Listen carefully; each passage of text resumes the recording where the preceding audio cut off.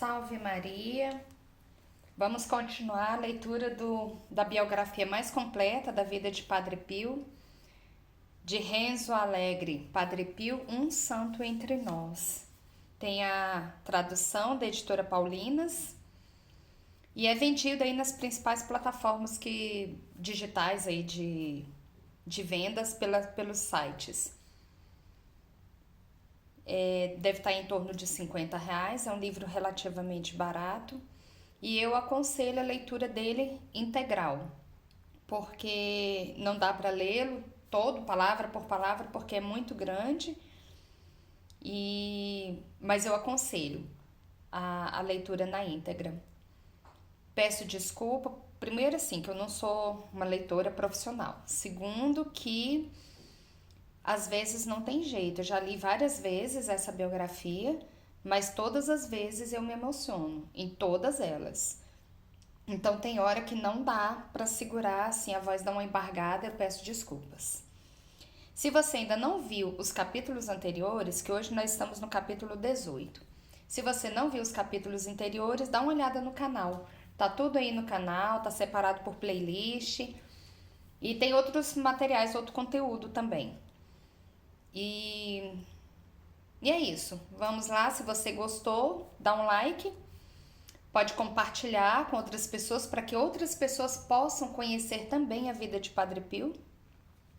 E se inscreva no canal se você não é inscrito ainda. Então vamos dar prosseguimento à leitura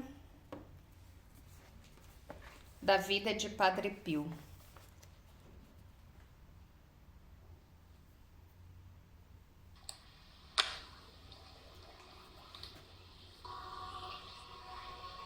Capítulo 18. Sozinho e encarcerado, 1929 a 1934. Após 2 parênteses indispensáveis dedicados à relação de Padre Pio com as suas filhas espirituais e ao seu imenso amor pela mãe e pela família, regressemos à crônica da sua vida.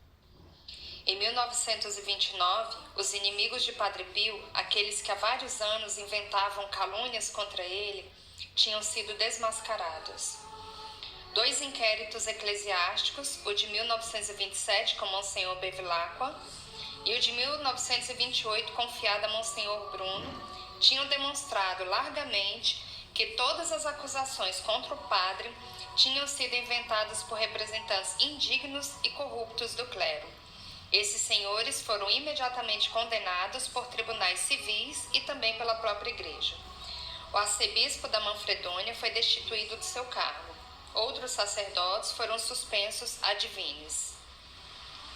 Os castigos e as condenações eram a prova de que tudo o que tinham afirmado acerca de Padre Pio era falso. Assim, o padre era inocente e as providências disciplinares tomadas a seu respeito careciam de justificação.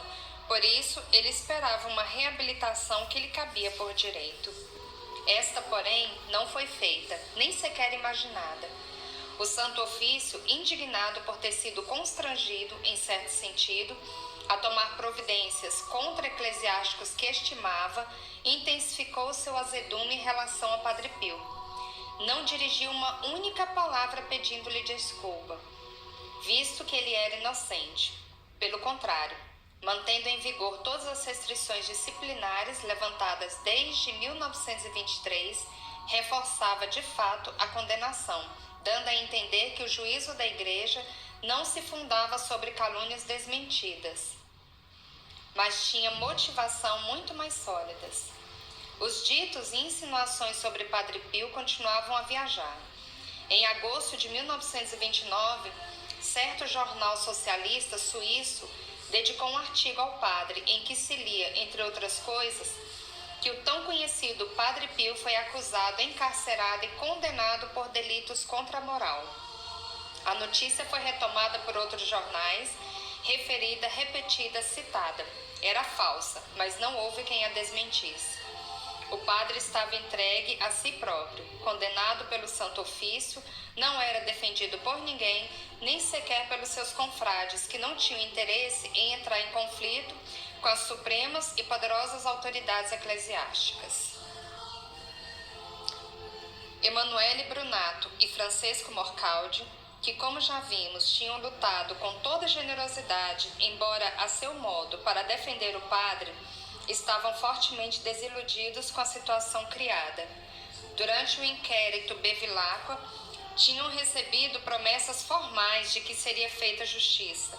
Contudo, o tempo ia passando, sem que nada acontecesse. Padre Pio tudo suportava com paciência, por amor de Deus. Eles, porém, simples leigos e cidadãos livres, não se sentiam nada santos, experimentavam uma grande raiva diante de tanta prepotência e decidiram revoltar-se.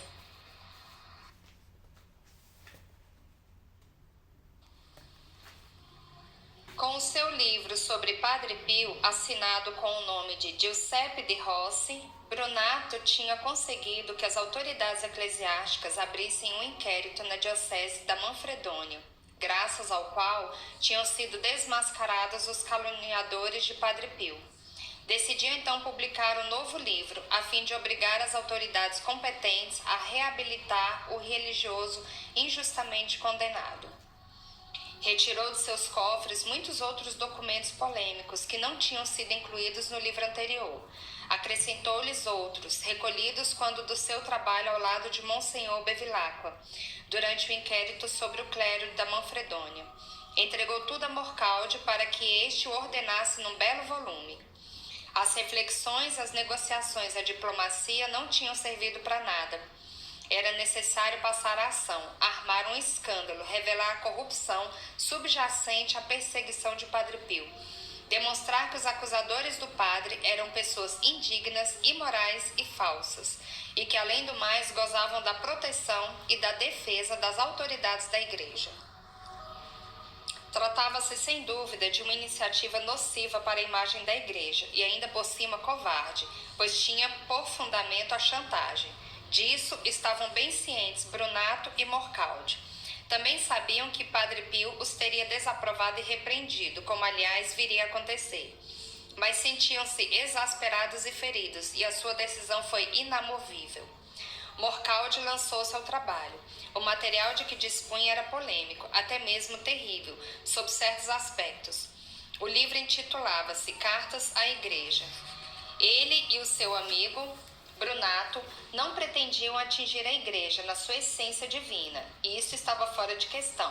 O escândalo visava derrubar alguns homens do seu pedestal. Com tais cartas, os dois amigos do padre queriam apelar à Igreja para que esta abrisse os olhos e examinasse o comportamento de alguns dos seus representantes mais autorizados.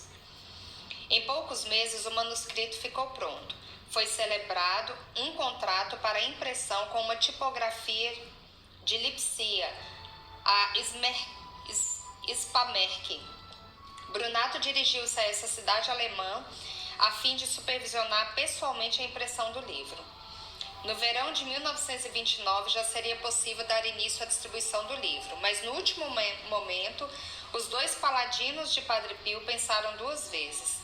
A consciência cristã de ambos era mais sensível do que eles próprios poderiam imaginar. Decidiram esperar e tentar ainda a via diplomática. Levaram toda a tiragem de livros impressos, os clichês e os documentos para um porão em Munique. Pegaram algumas cópias e enviaram-nas a cardeais e personalidades eclesiásticas, dizendo que o livro estava pronto para ser divulgado, se não fosse feita justiça a Padre Pio. As pessoas que leram o volume perceberam que era verdadeiramente nocivo. No Vaticano, muitos viviam com a respiração suspensa. Foi ativado o mecanismo da diplomacia. Intervieram cardeais, o geral dos capuchinhos e até mesmo Dom Orione. Morcaldi negociava com as autoridades vaticanas, Brunato com o prefeito Arturo Bocchini, chefe da polícia. O Santo Ofício, porém, responsável pelas condenações de Padre Pio, mantinha-se alheio e indiferente a tudo. Ainda mais a dado momento, no impulso imprevisto, passou ao ataque, quase como se quisesse intimidar aqueles dois temerários que se atreviam a ameaçá-los.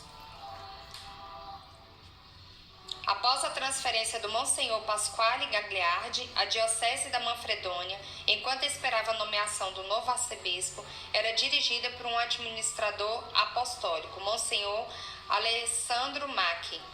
Este, a 3 de dezembro de 1929, por ordem do Santo Ofício, apresentou-se no convento de San Giovanni Rotondo, ordenando a Padre Guardião que preparasse Padre Pio para ser levado a Roma no dia seguinte. Padre Raffaele de Santélia de Appianese, então superior do convento de San Giovanni, escreveu no seu diário: Monsenhor Macchi chegou à tarde. Esteve conversando comigo durante muito tempo no meu quarto, quase 1 hora. A conversa foi dura, viva e resoluta, e mais firme do que nunca da minha parte. Com todo o respeito que tinha pela sua cruz peitoral, não me dei por vencido. A última coisa que eu desejaria seria meter Padre Pio no automóvel na madrugada seguinte, às primeiras horas do dia, entregando-o ao bispo que o levaria para Roma, como se de um saco de palha se tratasse. Coisa de loucos.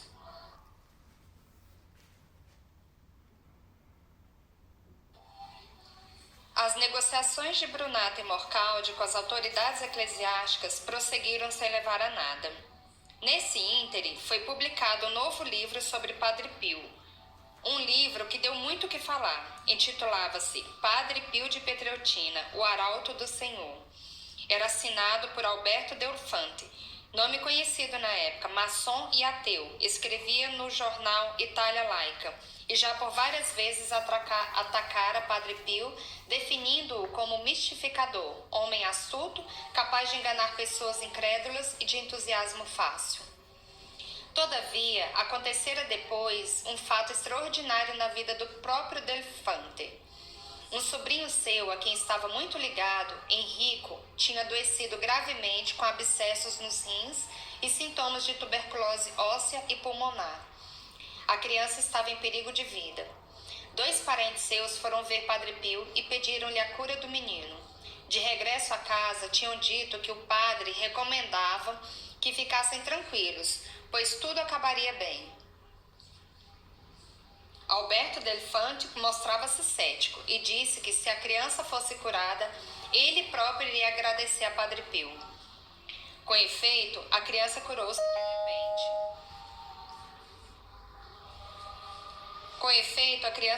de repente, de forma inesperada. Alberto Delfante converteu-se e mudou de vida. Como sinal de reconhecimento, escreveu livro sobre Padre Pio, exaltando a sua figura. Era um fato clamoroso que comovera a opinião pública. O Santo Ofício, porém, não ficou contente. Interveio imediatamente e, através de um documento de 22 de maio de 1931, proibiu a obra, decretando que esta não podia ser impressa, nem lida, nem guardada, nem vendida, nem traduzida para outras línguas. Além disso, lembrou que continuavam vigentes todas as declarações e instruções anteriores relativas a Padre Pio. Mas o pior ainda estava por vir. No dia seguinte, o prefeito do Santo Ofício, o cardeal Donato Sbarretti, enviou ao geral da Ordem dos Capuchinhos um decreto em que estava escrito que a Padre Pio de Pietrelcina sejam retiradas todas as faculdades do ministério sacerdotal, excetuando apenas a faculdade de celebrar a Santa Missa, o que só poderá fazer dentro dos muros do convento, em privado, na capela interior e não na igreja pública. Era uma autêntica condenação à morte civil. Padre Pio ficava recluso no convento, sujeito à prisão domiciliar, sendo-lhe proibido o exercício de todas as suas faculdades sacerdotais, exceto rezar e celebrar missa. Nem sequer podia confessar os seus confrades no interior do convento.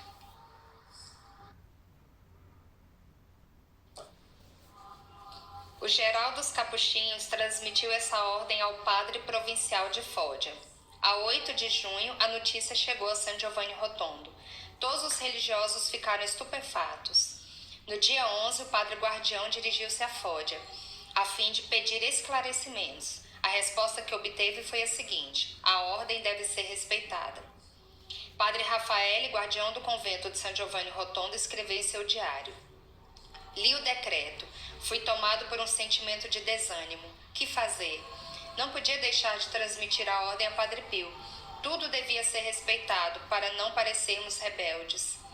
Enchi-me de coragem e depois das vésperas, enquanto o Padre Pio, como de costume, se mantinha no coro a rezar, chamei-o à salinha, para onde se dirigiu imediatamente, e comuniquei-lhe o decreto do Santo Ofício que o proibia de celebrar em público e de escutar as confissões tanto dos fiéis como dos religiosos. Ele, levantando os olhos ao céu, retorquiu: seja feita a vontade de Deus.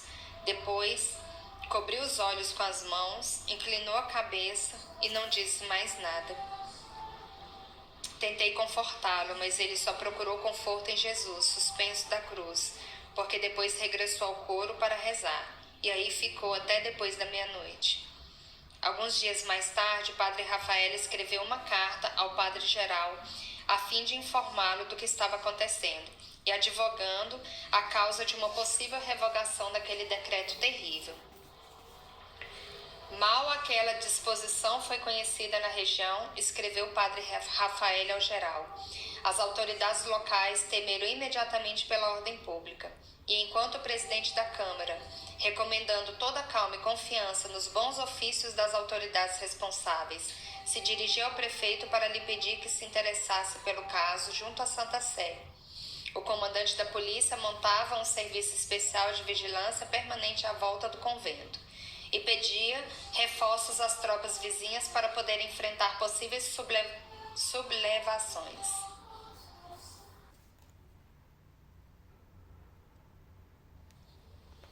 No dia seguinte, precisamente 11 de junho de 1931, teve início o cativeiro para Padre Pio. Escreveu o padre a Rafael. Padre Pio celebra a missa na capelinha interior, tendo por único acompanhante o acólito. Fica no altar durante mais de 3 horas. Padre Agostinho, confessor de Padre Pio, tendo tomado conhecimento do novo decreto, precipitou-se para São Giovanni Rotondo, a fim de confortar o seu discípulo. Achei o padre muito abatido, escreveu ele mais tarde. Mal entramos na sua cela, desatou a chorar. Eu próprio não consegui conter a minha emoção e deixei-o chorar durante vários minutos. Depois falamos. O querido padre disse-me que sentia profundamente aquela prova inesperada. Consolei-o como pude, lembrando-lhe que devia obedecer. Os amigos leigos de Padre Pio, em particular Brunato e Morcaldi, foram tomados de surpresa. Julgavam poder dominar as autoridades eclesiásticas que perseguiam o padre inocente, mas elas tinham respondido mostrando as garras. Além disso, quem tinha sofrido as consequências, como de costume, fora Padre Pio. Era preciso entrar em ação, procurar outro caminho para arrancar o padre daquela terrível situação. Francesco Morcaldi estava sozinho em Roma, porque Brunato tivera necessidade de viajar para o exterior para tratar de negócios. Sentia-se culpado pelo que acontecera. Censurava-se por não ter conseguido fazer mais por seu amigo Padre Pio. Descobriu que o Dr. Giorgio Festa, um dos médicos que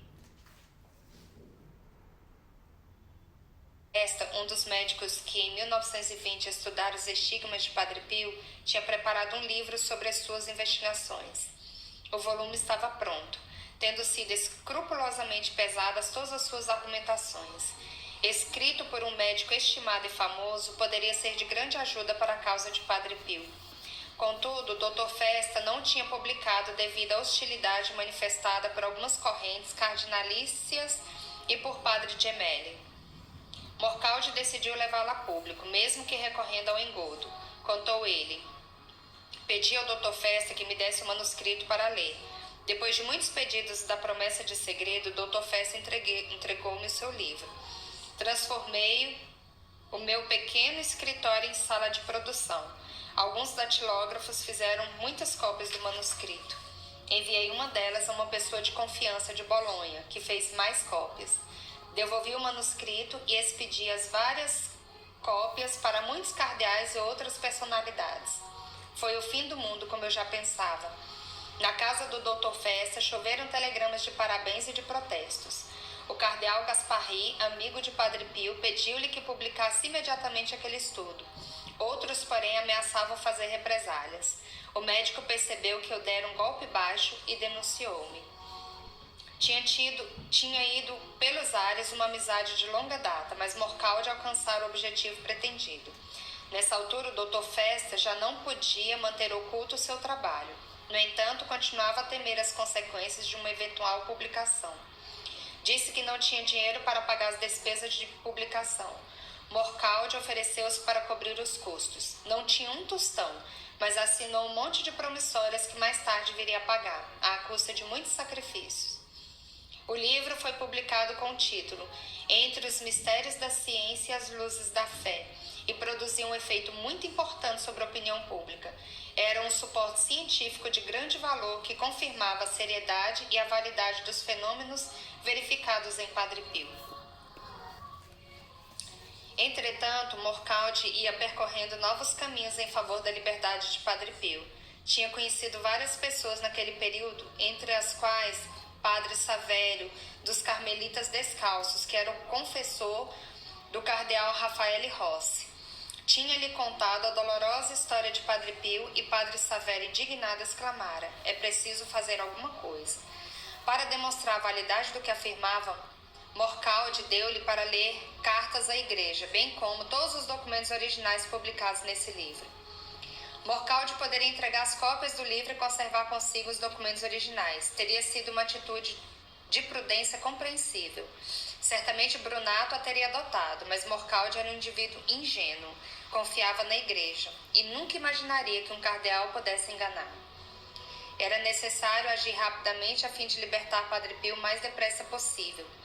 Os livros estavam na Alemanha. Perguntou então a quem deveria entregá-los. Cardeal Rossi respondeu que para enviar que o material fosse inspecionado na fronteira, seria bom entregá-los ao núncio apostólico da Baviera. E disse ainda que estava pronto a cobrir as despesas necessárias para o transporte. Morcaldi, magnânimo como sempre, respondeu que pagaria tudo sozinho, recusando qualquer subsídio. Enviou a Munique uma pessoa de confiança e os livros com seus respectivos clichês foram entregues ao núncio, que tratou do seu envio ao Santo Padre em Roma, através de mala diplomática. Foi passado um recibo como prova da entrega. Mais complicada foi a entrega dos documentos originais. Estava ao cuidado de pessoas amigas, mas desconfiadas. Essas tinham ordens para não entregar a ninguém, a não ser com o consenso conjunto de Brunato. Morcaldi esforçou-se para convencer essas pessoas. Só concederam porque ele jurou que após a entrega Padre Pio seria libertado. Os documentos foram entregues a Padre Savério na igreja de São Pancrácio em Roma, a 19 de outubro de 1931. Também Padre Savério passou um recibo, seguido de uma carta em que confirmava que tinha passado todo o material para as mãos do cardeal Rossi. Os amigos de Padre Pio, que estavam cientes da operação, ficaram à espera da libertação do religioso. Os dias iam passando, sem que nada acontecesse. Morcaldi pedia explicações e o cardeal Rossi pedia-lhe calma, porque o prometido era devido. Contudo, as promessas de libertação seguiam-se dia após dia, sem que se chegasse a uma conclusão. A posição de Morcaldi tornou-se crítica. Os seus amigos começaram a duvidar dele. Chamaram-lhe de traidor e vendido.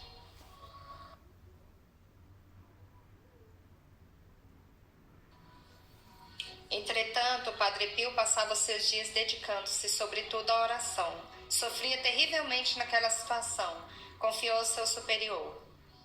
Sou um prisioneiro inocente. Só agora compreendo como e quanto são maiores as penas dos prisioneiros inocentes em comparação com as que sofrem os verdadeiros prisioneiros, que os são por culpas cometidas. Porém, não se lamentava. Escreveu o padre Raffaele no seu diário.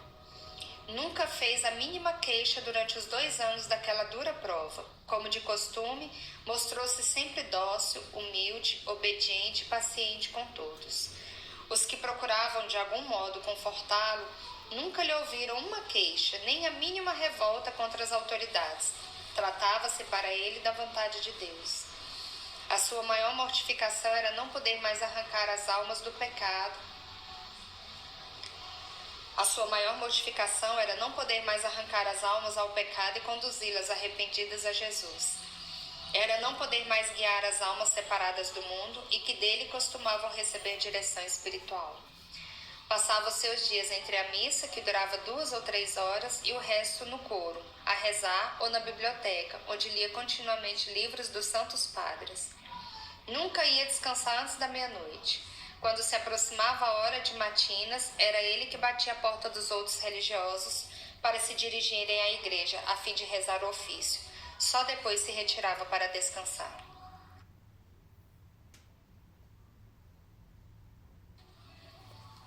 Há um testemunho maravilhoso de Mateu Ricci, que nessa altura era um rapazinho.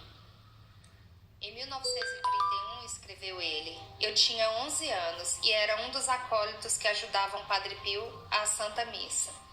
O padre celebrava e eu assistia. Naquela bonita igrejinha reinava o silêncio mais absoluto entre celebrante e acólito. A Santa Missa durava 2 ou 3 horas. Imediatamente após o santo, o padre convidava-me a sentar e só voltava a me chamar passada cerca de 1 hora. Em pequeno, eu não conseguia entender tudo o que acontecia naquela hora de silêncio, mas uma coisa é certa. Recordo-me que Padre Pio sofria uma transformação. Alguns diziam que ele entrava em êxtase. Eu diria pelo contrário, que entre Padre Pio e o Senhor se dava uma comunicação intensa que provocava no íntimo do primeiro uma luta contínua. Se eu tivesse mais alguns anos, talvez tivesse compreendido melhor aquela sua transformação. Mas a minha simplicidade de rapazinho conseguiu fixar-se apenas na bondade, no amor e na fé intensa de Padre Pio, sem suscitar em mim interrogações excessivas para minha pouca idade. Os simples têm o privilégio de intuir a grandeza daquele santo e de estar perto dele com seu afeto e a sua compreensão para atenuar, nem que seja um pouco, seus sofrimentos. Outro testemunho importante provém de Cleonice Morcaldi, a filha espiritual predileta de Padre Pio, que durante aqueles anos tentou ser para ele uma piedosa Verônica. Como todas as outras filhas espirituais, também ela estava impedida de comunicar com o pai, de se confessar a ele e de lhe falar. Sofria muito com tal situação. Gostava dele como de um verdadeiro pai. Para Padre Pio, a separação também era dolorosa. Amava aquelas suas filhas e o fato de não as poder ver era para ele um grande sacrifício. No entanto, tudo suportava por amor de Deus. Certo dia, conta Cleonice nos seus diários, escrevi um bilhete ao padre tentando confortá-lo. Não se aflija muito. Agora pode estar mais perto de Jesus, pode rezar mais. E ele respondeu-me com outro bilhete. Reze, mas não pense que eu esteja contente. Farei a vontade de Deus, porém deve saber que a missão do sacerdote é no altar e no confessionário.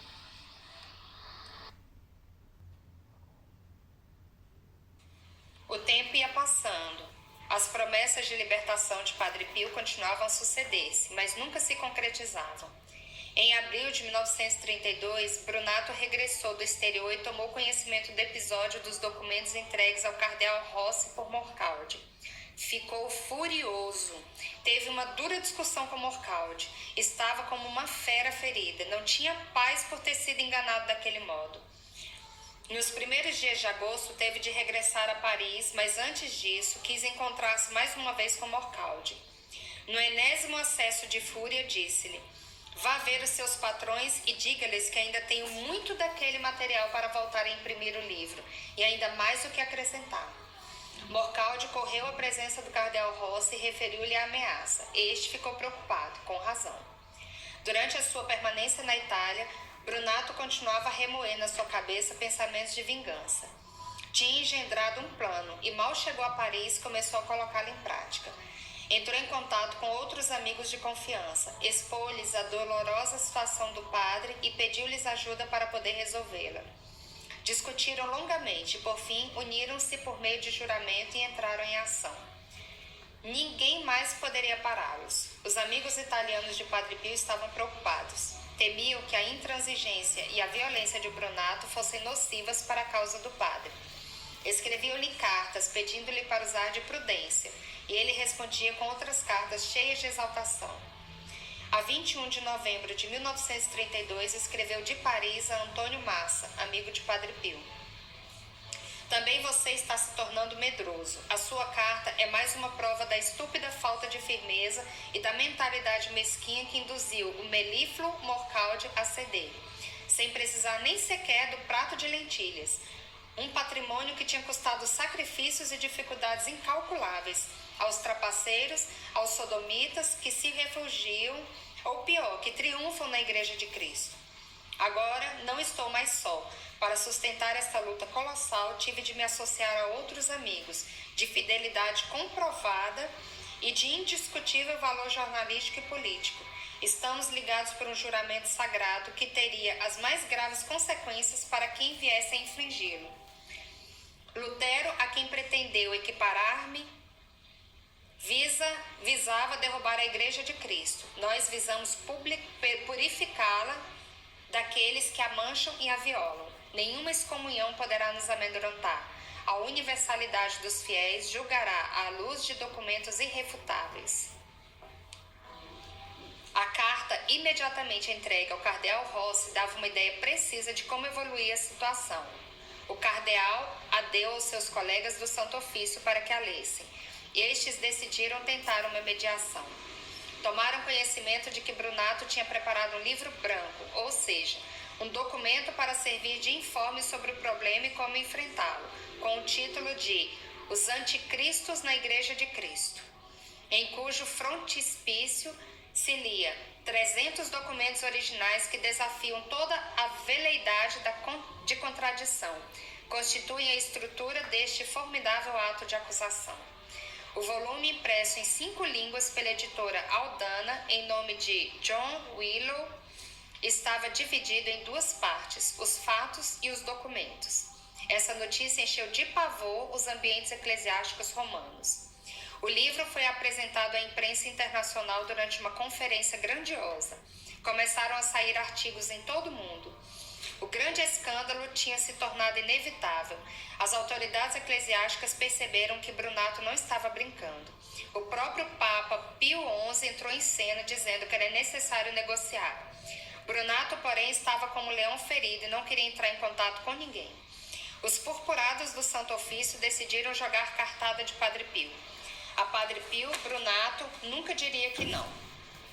Foi convocado Monsenhor Paceto, bispo capuchinho, e enviado a San Giovanni Rotondo. O bispo quis fazer-se acompanhar do Monsenhor Bevilacqua. Os 2 prelados chegaram ao convento na noite de 14 de março de 1933. Falaram com o Padre Pio e pediram-lhe que escrevesse uma carta a Brunato. Padre Pio disse que infelizmente é necessário convencermos-nos que desse pouco ou nada se deve esperar, se não se lhe fizer de algum modo justiça. Apesar de tudo, obedeceu. Escreveu a carta e entregou-a aos emissários. A carta foi levada até Foggia e da Casa Provincial dos Frades Capuchinhos expedida para Brunato. Dessa vez, porém, a jogada não deu certo, sobretudo porque Brunato compreendeu imediatamente que o padre tinha sido constrangido, por dever de obediência, a escrever aquela carta. Na sua resposta, disse que não obedeceria, nem que a carta tivesse sido escrita livremente pelo padre, pois estava convencido de se estar lutando por uma causa justa. A carta de Brunato tem a data de Paris, 4 de abril de 1933, endereçada a Padre Pio. Venerado e amadíssimo padre, recebi a sua carta datada de 28 de março de San Giovanni Rotondo e expedida a 31 de Foggia, num sobrescrito que ostenta o meu endereço batido à máquina pela Casa Provincial. Devo deduzir que se o padre a escreveu diretamente, apesar da conhecida e cruel proibição, o fez porque lhe ordenaram. É isso que me provoca ainda mais estupefação. Se tais ordens provêm da Casa Generalícia, é de ficarmos edificados ao ver que o geral dos capuchinhos, em vez de usar os seus direitos de pai contra os perseguidores do próprio filho inocente, se associa aos espiões para entregar a cabeça da vítima aos carniceiros. Eu não hesito em qualificar como sacrílega tal ação, e ainda por cima inútil, pois se pretendem o nosso silêncio, não servem de nada. tentarem fazer chantagem, recorrendo ao nosso amor e à nossa veneração pelo Senhor, tal como foi em vão que fizeram ressoar aos nossos ouvidos todo tipo de ameaças ridículas. O preço do nosso silêncio, preço do livro é conhecido, a libertação do justo e o afastamento dos culpados. Diante desse ato de justiça, levanta-se um único impedimento, o diabólico orgulho dos juízes. A carta, como previra Padre Pio, que tão bem conhecia Brunato, não deixava margem para o diálogo. Aos juízes romanos só restava rendição. A 23 de junho, Monsenhor Cesarano, arcebispo de Manfredônia, que já assumira funções há mais de um ano, decidiu dirigir-se a San Giovanni Rotondo a fim de se encontrar com Padre Pio. Já fora convidado mais vezes, mas nunca tivera tempo até então. A 15 de julho, chega o padre provincial a San Giovanni Rotondo. À noite, durante o jantar, informa a comunidade de que a prisão de Padre Pio tinha acabado. No dia seguinte, 16 de julho, domingo, Padre Pio volta a celebrar a missa na igreja, na presença do povo. Chegara ao fim o período da segregação. Brunato, graças às suas ameaças e às suas chantagens, tinha conseguido a libertação do padre. No entanto, apesar de tudo, ainda não foi dessa vez que Padre Pio foi reabilitado. O fim da segregação foi concedido como graça, por ocasião do Ano Santo em curso. Para os juízes do Santo Ofício, Padre Pio continuava a ser culpado, digno de castigo, mas a pena fora suspensa por uma intervenção gratuita. Como se pode deduzir dos documentos, o padre-geral tinha escrito ao Santo Ofício pedindo graça para o Padre Pio. Graça por quê? Quem pede graça são os culpados, justamente condenados. Se esta foi pedida para Padre Pio, isso significa claramente que ele era considerado culpado, apesar de todos os documentos produzidos. Tinha razão Brunato quando escreveu ao padre: ante esse ato de injustiça, ou seja, a libertação do justo, levanta-se um único impedimento, o diabólico orgulho dos juízes. Os juízes do Santo Ofício cederam por se verem obrigados a isso, mas não quiseram fazer justiça. Com efeito, na carta do Santo Ofício, enviada ao Padre-Geral dos Capuchinhos, a 14 de julho de 1933, lê-se o seguinte: esta suprema e sagrada congregação, tomando em benévola consideração o exposto, a pedido de vossa reverência e tendo presente a celebração do Ano Santo extraordinário da Redenção, concede à vossa paternidade a faculdade de permitir que Padre Pio de Pietrelcina celebre a Santa Missa na igreja do convento de San Giovanni Rotondo, onde reside atualmente, e de autorizá-lo, além disso, a escutar as confissões sacramentais dos religiosos fora da igreja. A graça consistia em poder celebrar missa na igreja do convento, com a participação do povo, e em poder confessar os seus confrades religiosos. Nada mais. Padre Pio continuava proibido de confessar pessoas exteriores ao convento. Além disso, foi enviada uma carta à parte ao Padre Guardião, onde eram recordadas todas as restrições já impostas a Padre Pio, para que essas fossem escrupulosamente observadas. Ainda por cima, a clausura era alargada também à sacristia, de tal modo que as mulheres não tivessem acesso a ela. Eis, em termos gerais, as disposições.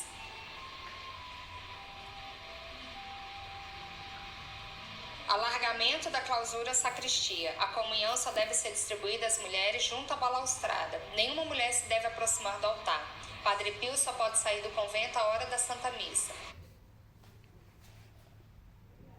Deve fazê-lo servindo-se sempre da escada interior. Padre Pio não deve falar com mulheres, nem lhes dar a mão a beijar. As mulheres não podem manter-se no corredor da portaria nem no claustro, a não ser por necessidade. Ninguém pode entrar no interior do convento antes da celebração da missa, para saudar Padre Pio. As visitas a Padre Pio devem ser raras e breves. As missas solenes devem ser celebradas pelo superior e nunca pelo Padre Pio. É difícil falar de libertação. Tratava-se, infelizmente, de uma pálida liberdade vigiada. Além disso, enquanto a notícia das condenações era sempre publicada com regularidade pelo Observatório Romano, órgão oficial da Santa Sé, cuja autoridade era reconhecida pela imprensa de todo o mundo, sobre a pseudo-libertação, o Observatório Romano nunca publicou uma única linha e, por isso, mais nenhum jornal se referiu a ela. Chegamos ao final do capítulo 18. Já estamos na página 394. E fica para o próximo capítulo, então já ficou um vídeo bastante grande, não foi lido tudo na íntegra. Então na próxima nos vemos novamente. Salve Maria!